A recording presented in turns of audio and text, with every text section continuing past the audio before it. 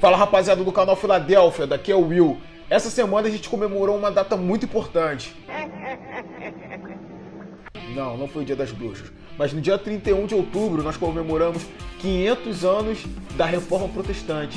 Mas o que é Reforma Protestante? A Reforma Protestante aconteceu há 500 anos atrás com um monge católico chamado Martinho Lutero, que é esse cara aqui, ó. Após as suas frustradas tentativas de tentar encontrar Deus através de boas obras, jejum, até autoflagelação, que ele ficava se batendo para poder expiar os pecados, ele descobriu na Bíblia que nós não somos salvos pelas obras, e sim justificados pela fé. Logo, ele começou a questionar a Igreja Católica, porque a igreja estava vendendo indulgência. Indulgência era a venda do perdão do pecado. Por exemplo, se você matou alguém, você dava R$1.000 e você já estava livre do pecado e podia ir para o céu. E Lutero tentou convencer os chefões lá da Igreja Católica, só que, a igreja não queria parar, porque eles lucravam muito, né? Aí ele ficou revoltado da vida, pegou e fez as 95 teses, questionando a Igreja Católica. E essa treta toda influenciou na origem das igrejas evangélicas que temos hoje. Apesar que não dá para comemorar a origem da maioria das igrejas. A vontade de rir é grande, mas a de chorar é maior. Meu Deus, o que foi que eu fiz com minha vida, Jesus? Eu tô chorando. E é por isso que nós somos chamados de cristãos protestantes, por causa do protesto do Lutero, sacou? Mas não foi só o Lutero que foi importante para a história da igreja evangélica. Tiveram vários outros.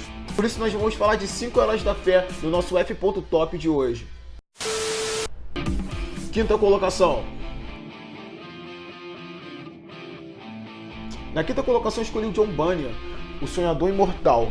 O Bunyan ele era um pouco diferente dos outros reformadores, porque os reformadores geralmente tinham faculdade, mestrado, doutorado, e o Bunyan não. O Bunyan ele era um trabalhador braçal e ele veio de uma família muito pobre e ele só teve acesso àquele ensino básico fundamental. Depois que ele se converteu, ele estudava muito a Bíblia e gostava muito de ler os livros que falavam da Bíblia. E ele sentia muita vontade de pregar a palavra de Deus, mas só que ele não era um ministro ordenado. Mas depois que ele foi batizado, o pastor deu oportunidade para ele pregar a palavra de Deus. Então ele começou a pregar, ele era muito bom nas palavras, ele era um cara muito criativo, sabia contar histórias, e isso acabava prendendo a atenção das pessoas e atraindo as pessoas a escutá-lo, porque ele falava de uma forma que todo mundo conseguia compreender. Mas ele começou a ter problema com isso, porque naquela época, pregar sem ter formação teológica era contra a lei. Aí ele acabou sendo preso porque ele estava pregando, cara, a palavra de Deus. E as autoridades da época falavam assim pra ele: ô Bunyan, para de pregar que a gente te solta. Para de pregar que a gente te solta. Aí ele falava: se você me soltar, eu vou pregar a palavra de Deus. E cara, ele ficou 12 anos preso. 12 anos preso por causa disso. E dentro da prisão ele escreveu diversos livros. Então o mais famoso de todos é o livro O Peregrino. Esse livro tem até um filme. Se você pesquisar aí no YouTube você consegue achar. Esse livro ele foi traduzido para diversas línguas.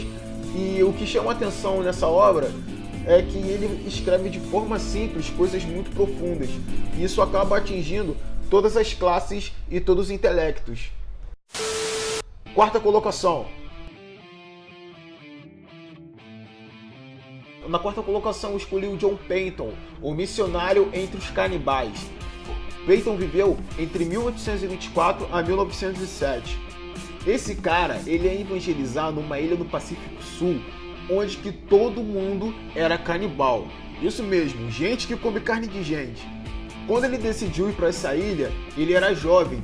Aí um senhor chegou para ele e falou que ele era louco, porque antes dele ir para lá, 2 missionários foram devorados pelos nativos. Aí ele chegou pro coroa e falou assim: bom, daqui a pouco você vai ser devorado por vermes. Então, ser devorado por vermes ou ser devorado por pessoas, para Deus isso não faz diferença. E Peyton ficou 4 anos evangelizando na ilha. Ele todo dia tinha risco de ser morto e comido. E por causa dele, hoje na ilha todos são cristãos. O seu amor é canibal, comeu meu coração, mas agora eu sou feliz. Terceira colocação. Na terceira colocação eu escolhi o Jonathan Edwards, o grande avivalista. E ele era um cara cabeçudo, muito inteligente. Para você ter ideia, ele se formou na faculdade de Yale com 17 anos e com honras. Ou seja, só notão. E ele continuou seus estudos, fez mestrado, doutorado, e ele decidiu dedicar o intelecto dele totalmente para Deus. Ele serviu a Deus usando a inteligência dele.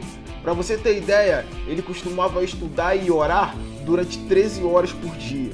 O início do grande envolvimento começou quando ele começou a pregar sobre a justificação pela fé.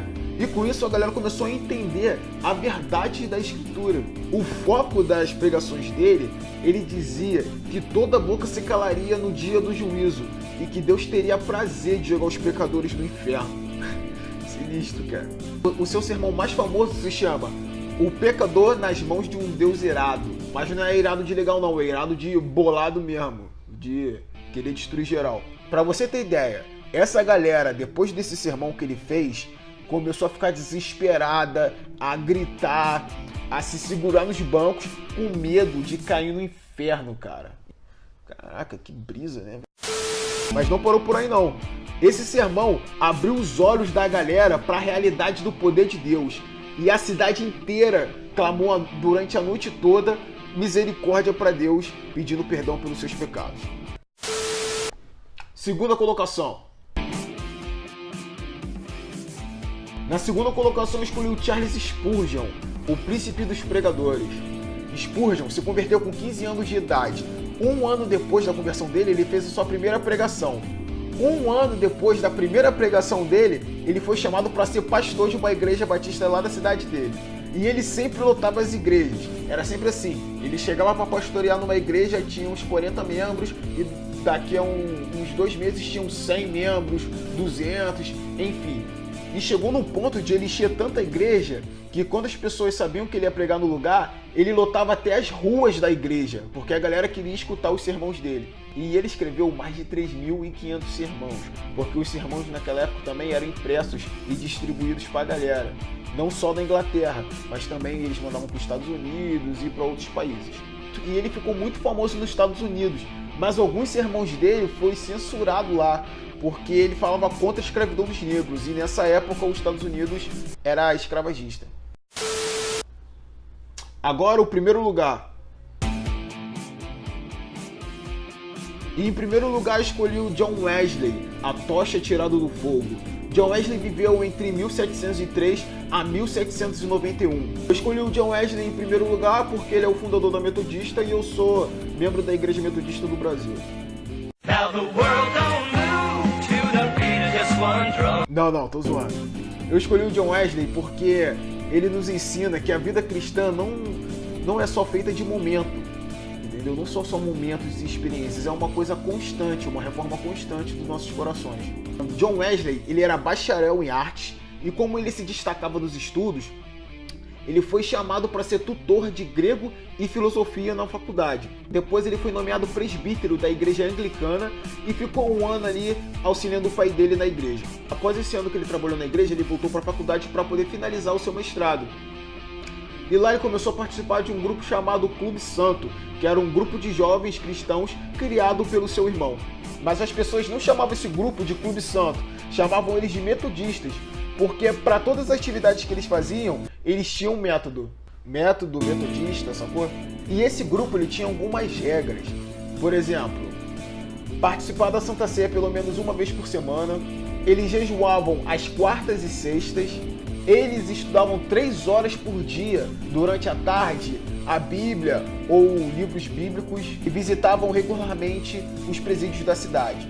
Como John Wesley era o único ministro ordenado do grupo, então ele começou a liderá-lo. Depois ele teve uma experiência pessoal que mudou totalmente a visão espiritual dele. Nessa experiência, ele sentiu o coração dele aquecido após ele refletir sobre a palavra de Deus que muda o coração do homem através da fé. E depois dessa experiência que ele teve, ele falou: sai da frente, Satanás!